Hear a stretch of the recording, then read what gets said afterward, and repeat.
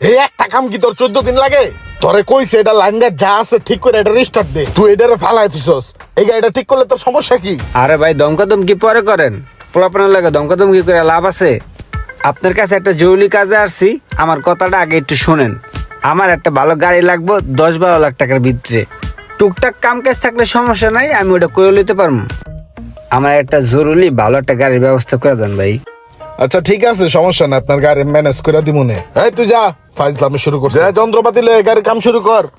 আচ্ছা ভাই, আমার আবার সময় নাই বুঝছেন, আমার একটা জরুরি মিটিং আছে, আমার একটু যাইতে হইব। হ্যাঁ, গাড়িটা ম্যানেজ করে আমার কল দিন। হ্যাঁ ঠিক আছে। আসসালামু আলাইকুম শখ ভাই। ওয়ালাইকুম আসসালাম। আমি আপনার বিস্তারিত ছিলাম, আমি যেই গাড়িটা চালাই ওই গাড়িটা বসে করেছে বিক্রি করে লাইবো। বলছে আপনার কাছে যদি কোনো ভালো কাস্টমার থাকে ওই গাড়িটা একটু বিক্রি করে দিতে। গাড়ি বিক্রি করবেন, দাম চাইতেছিলেন কত? এই 7-8 লাখ টাকা হলে বিক্রি করে দিব।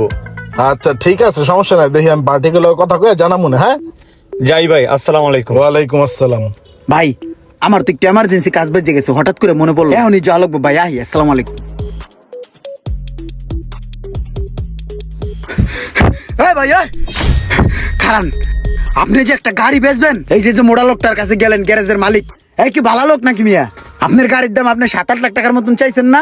আপনি গাড়ি আনলে কি করবে জানেন? এই গাড়ি এটা নষ্ট হয়ে গেছে, ওটা নষ্ট হয়ে গেছে, সকেট জাম্পার খারাপ হয়ে গেছে, ইঞ্জিন খারাপ হয়ে গেছে, এগুলো কই আপনার ভাঙড়ি মালের পয়সা ধরাই দেবো, বুঝেন নাই কে? আপনি যদি গাড়ি বেচেন ভাই, আপনার রানিং গাড়ি আছে, আমার কাছে সলিড কাস্টমার আছে, আপনি আমার লগে যোগাযোগ করেন, হ্যাঁ দাঁড়ের কাছে আর যাবেন না, বুঝছেন?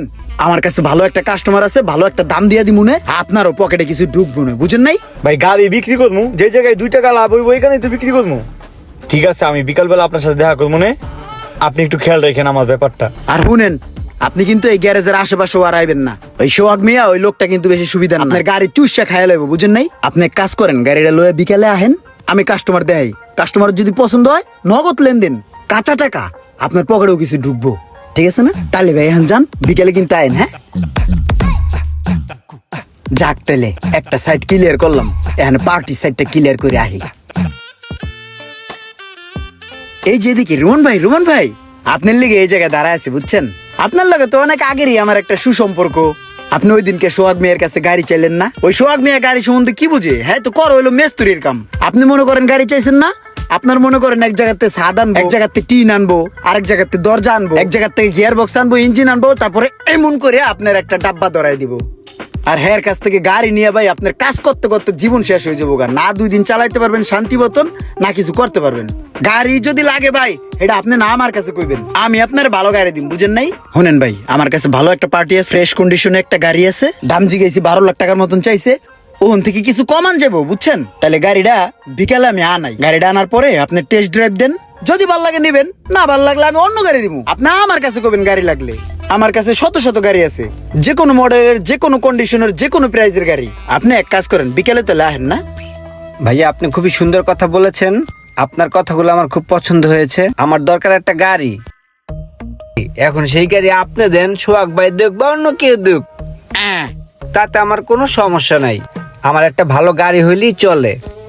আপনি যদি একটা ভালো গাড়ি আমাকে দেখাইতে পারেন, কোনো সমস্যা নাই, চলেন বিকালে গিয়ে দেখি আমরা।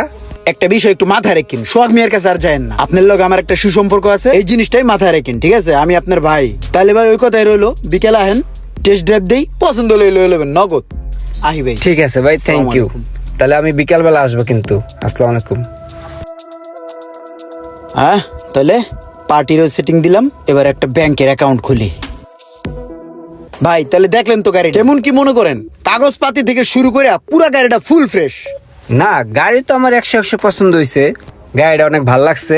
ওই চাক্কাটার একটু সমস্যা, বুঝছো? ওটা তুমি আমার লাগে থাইকা দুজনে মিলে ঠিক করে নেবা না? আরে ভাই, এটা কোনো কথা বলেন? মাত্র 30 টাকার মামলা, আমি নিজে আপনারা ঠিক করে দেবো, সমস্যা নাই। ঠিক আছে, তাহলে ঠিক করে দিও। আর ভাই চলেন আমরা এক জায়গায় বসি, কাগজপাতি গুলো ঠিক করি, আর টাকা পয়সার লেনদেনটা করে ফেলি। ঠিক আছে, চলেন। হ্যাঁ হেডে ভালো, চলেন। ঠিক আছে, চলেন তাহলে সবাই।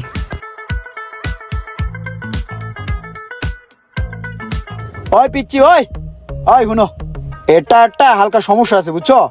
সামনের এই চাকাটা একটু গ্যাস গুস লাগতে পারে, বুঝছো? এটা একটু দেখে দাও, আর পুরা গাড়িটার হাওয়াটা একটু চেক দিয়ে দাও, তাড়াতাড়ি করো।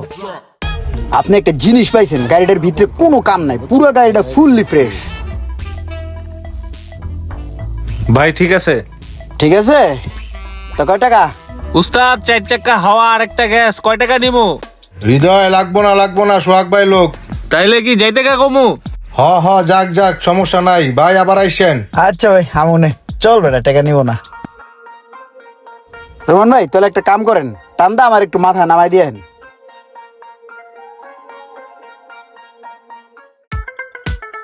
আসসালামু আলাইকুম। ওয়ালাইকুম আসসালাম, অনেকদিন পর আইলেন। আপনার লগে যা দেখা করবো সময় হয় না। 5 লিটার মোবিল হইব না? হইব।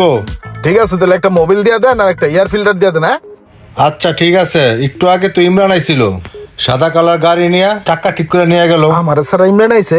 ইমরানে না আইছে হয়তো কোনো কারণে। আমছে মনে হয় কোনো ভাই বেড়াদারের গাড়ি, সমস্যা নাই। দেন মালটি দেন দেন ভাই দেন। ভাই আইসেন আবার। হ্যাঁ আচ্ছা সাগর ভাই, ইমরান নে দেখতাছি না কতদিন ধরে, কি হইলো আর? ভাই ইমরান ভাইরে দেখলাম রোহন ভাই লগে কয়দিন ধরে দৌড়াদৌড়ি করতেছে। এ বড় ভাই এদিকে আইন, শুনে যান। কই ভাই আপনি না একটা গাড়ি বেচবেন, পর তো আর কিছু জানাইলেন না, কি অবস্থা?